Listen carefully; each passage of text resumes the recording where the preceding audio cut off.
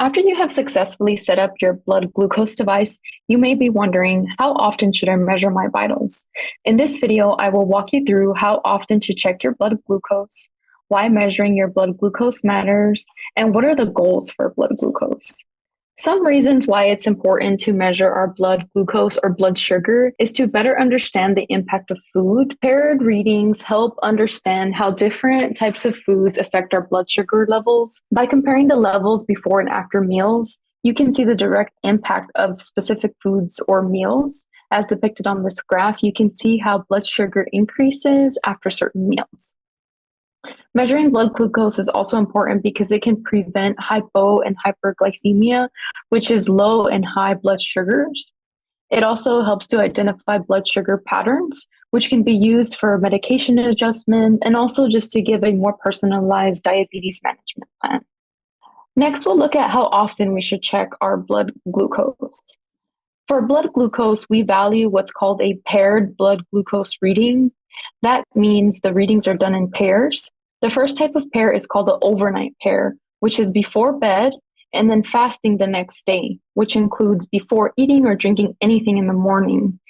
The other type of pair is before eating any meal, including breakfast, lunch, or dinner, and then 2 hours after eating the meal.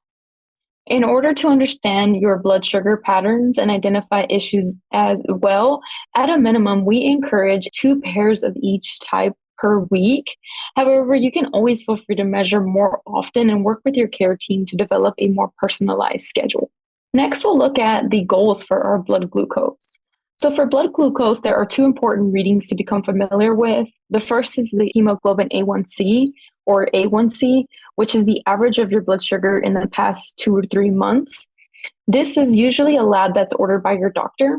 And in general, for persons with diabetes, the goal is for this number to be less than 7% to lower risk for complications.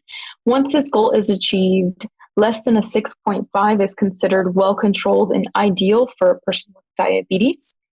The other important reading is the paired glucose reading. The goal for this is for the overnight pair to have a difference of less than 50. And for the mealtime pair to have a difference of first less than 100 to lower risk, and then a difference of less than 50, which is considered well controlled and also ideal. And that's it. Thank you so much for taking the time to watch this video. I hope that you found it helpful.